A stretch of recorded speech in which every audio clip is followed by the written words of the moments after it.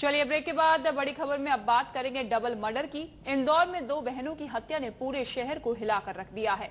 जी हां, जिसने भी इस खबर को सुना वो हिल गया।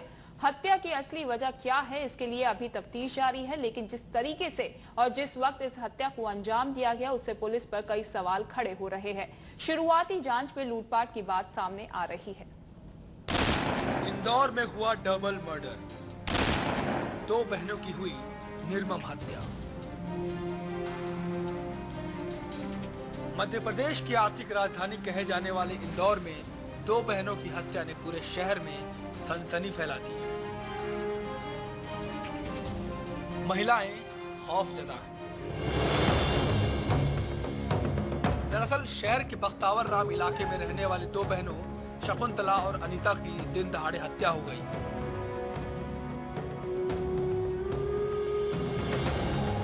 दोनों की लाश पहली मंजिल पर मिली। बताया जा रहा है कि हत्यारों ने पहले दोनों का गला घोटा और बाद में दीवार से सिर पटक कर मार डाला। घर का सामान भी बिखरा हुआ है।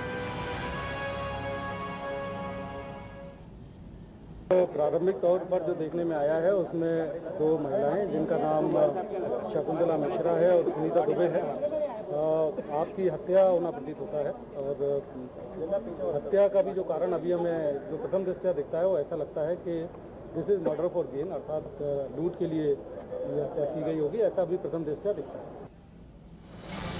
शकुंतला वन विभाग में अधिकारी थी, जबकि अनीता शिक्षा विभाग में। कई रिश्तेदार भी इनके आसपास ही रहते थे। मैं आया जब 100-200 लोग इकट्ठा थे और उन्होंने ये कहा कि यहाँ पर मर्डर हो गया है और बच्चा, मेरे को फोन आया, मेरे पास में फोन नहीं आया, मिसेज के फोन पे फोन आया मेरी बहू का, शकुंतला मिश्रा है, तो इनके भैया का बेटा, वो भी यहाँ पर एजुकेशन ले रहा है, वो कर रहा है, सब जॉब कर रहा है, ICICI बैंक में है। तो उन्होंने उनको मालूम पड़ा है, लोगों ने कहा इधर से दरवाजा खुला दिखा तो वो ऊपर तक आए। डबल मर्डर के बाद मौके पर आला अधिकारी पहुंचे। बीजेपी विधायक महेंद्र हार्डिया ने भी परिजनों का हाल चाल जाना और दिलासा दिया। अधिकारियों ने भी माना कि शहर में अकेली महिलाएं सुरक्षित नहीं है। विवेचना अभी बहुत बाकी है और एक बार हम पहले देखेंगे। अभी तो प्राथमिक तौर की बात है। तो घर में सामान बिक रहा है कि ये लूट की घटना होनी चाहिए। कोई एविडेंस सर, अलमारी वगैरह अभी हम पूरे एविडेंस पे। पुलिस को शक है कि हत्यारे परिचित भी हो सकते हैं, लेकिन जिस पेशेवर तरीके से घटना को अंजाम दिया गया है उससे कुछ और भी बातें सामने आई हैं। वहीं घर में लगे CCTV फुटेज में घूंघट ओढ़े एक महिला और कुछ संदिग्ध भी नजर आ रहे हैं। अब इसी के सहारे पुलिस हत्यारों तक पहुंचने की कोशिश कर रही है। Virendra Raikwar, India news, Indore. और चलिए इसी रिपोर्ट पर ज्यादा जानकारी के साथ संवाददाता जय शुक्ला हमारे साथ जुड़ गया है सीधा लाइव। जय, इस डबल मर्डर ने पूरे शहर में सनसनी फैला के रख दी है। अगर जांच की बात की जाए तो प्रथम जांच में कार्रवाई में क्या कुछ निकलकर सामने आ रहा है?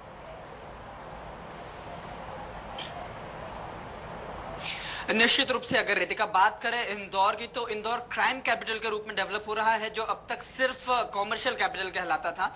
यहाँ पर लगातार जो मर्डर हैं और उसके अलावा जो अपराध हैं उसकी लगातार इजाफा उसमें हो रहा है। और प्रथम दृष्टया जो मामला पूरा रहा है वो लूट की नीयत से अंजाम दिया गया है और लूट को ही अंजाम देने के लिए इन दोनों बहनों की हत्या की गई है। अभी प्राथमिक जो बात सामने आई है वहां पर किसी परिचित का इसमें होना संदेहास्पद है, लेकिन जो अभी तक जांच सामने आई उसमें एक मैकेनिक है ऐसा जिसे किसी इलेक्ट्रिकल उपकरण को सुधारने के लिए यहाँ पर बुलाया गया था, जिस पर पूरा संदेह है। क्योंकि एक हफ्ते पहले वहां पर पर्चियां दी गई थी कि अपने जो इलेक्ट्रिकल गैजेट्स है, इलेक्ट्रिकल जो सामान है उन्हें सुधारा जा सकता है, जिसे लेकर ये कॉल किया गया था दोनों बहनों के द्वारा। यहाँ पर रिटायर्ड एक जो फॉरेस्ट ऑफिसर थी, उसके अलावा एक शिक्षा की सहायक संचालक थी शिक्षा विभाग की। दोनों बहनें काफी दिनों से, लगभग 20 सालों से यहाँ पर रह रही थी। और सबसे बड़ी विडंबना इस बात की है रितिका कि इंदौर शहर में कल मुख्यमंत्री शिवराज सिंह चौहान के साथ राज्यपाल रामनरेश यादव भी मौजूद थे, जिसके बाद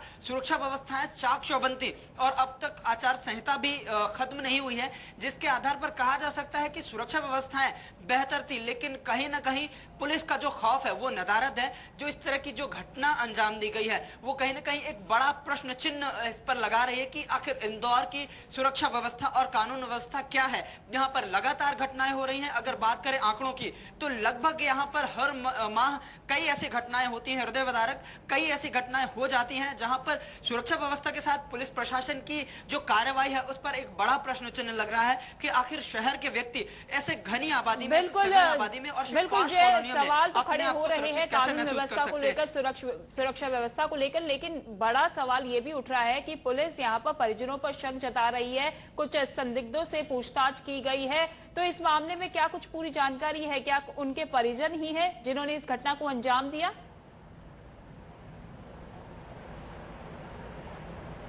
अब तक कोई भी स्पष्ट रूप से बात सामने नहीं है रितिका। अगर बात करें विवेचना की तो आधिकारिक विवेचना शुरुआत हो चुकी, क्योंकि ये हाई प्रोफाइल मामला है। ये पॉश कॉलोनी में हुई एक रिटायर्ड ऑफिसर और सहायक शिक्षा संचालक के घर घटित हुई घटना है। डीआईजी राकेश गुप्ता खुद इस पर संज्ञान ले रहे हैं। इसके साथ ही विधायक महेंद्र हाडिया भी मौके पर मौजूद थे। इस पूरी घटनाक्रम को चूंकि शहर की सुरक्षा व्यवस्था से जोड़कर देखा जा रहा है और सघन आबादी वाले क्षेत्र में इस तरह की घटना है, जिसपे सबसे पहले अभी शंका के दृष्टि से अभी कुछ इलेक्ट्रिकल जो गैजेट सुधारने वाले व्यक्ति हैं उन्हें हिरासत में लेकर पूछताछ की जा रही है। शक के आधार पर पहली जांच के जो बिंदु हैं वो सीसीटीवी कैमरे पर, जो सामने एक चाय व्यापारी के घर पर सीसीटीवी फुटेज हैं उससे खंगाले जा रहे हैं। उसमें जिस तरह से 4 लोगों भी शक के दायरे में है। एक बाइक सवार है जो लगातार वहां पर इशारे करते हुए निकल रहा है, एक घूंघट ओढ़े हुए महिला है जिसे शक के आधार पर देखा जा रहा है। उसके अलावा शक के बिंदु कुछ परिजनों पर भी देखे जा सकते हैं। कोई परिचित व्यक्ति हो, परिजनों पर तो नहीं लेकिन परिचित व्यक्ति ही इस घटना को अंजाम दे सकता है, इस बात की भी गुंजाइश है। क्योंकि लूट की नीयत से पूरी घटना को अंजाम दिया गया है। घर से काफी कैश यहां पर हटाया गया है। उसके अलावा अगर बात करें तो कैश के अलावा कुछ जो ज्वेलरी है उसे भी हटाया गया है। तो निश्चित रूप से लूट की नीयत से अंजाम दिया गया है। तो इस पर अभी सीधे कुछ नहीं कहा जा सकता जब तक विवेचना ना हो जाए। लेकिन अगर डीआईजी राकेश गुप्ता की बात की बयान का अगर हम बात माने तो निश्चित रूप से जो कातिल था वो प्रोफेशनल नहीं था, प्रोफेशनल किलर नहीं था। कहीं ना कहीं कुछ चूक हुई है और वही एक आधार बनेगा। चूंकि वहां पर एक खून से सनी पर्ची भी मिली है जिस पर एक जो मैकेनिक है उसका नंबर है, उसके नंबर को डायल किया गया है। तो अभी फिलहाल वो मैकेनिक शहर से बाहर बताया जा रहा है। लेकिन जो कॉल डिटेल्स हैं, एक मोबाइल वहां पर मौके पर मिला है जबकि एक मोबाइल मौके पर मिला नहीं है और वहां पर आइडिया की एक सिम तोड़ी गई है जो निश्चित रूप से जो मृत महिला है उनका एक सिम है। तो अभी पहली जो जांच के बिंदु हैं सीसीटीवी फुटेज से निकाले गए जो फुटेज हैं वो हैं, उसके अलावा कॉल डिटेल्स हैं और जो पर्ची है।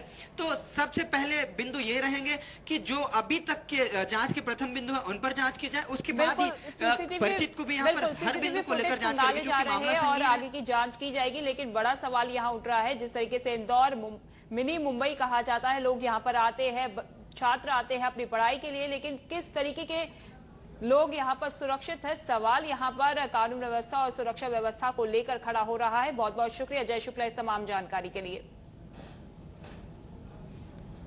चलिए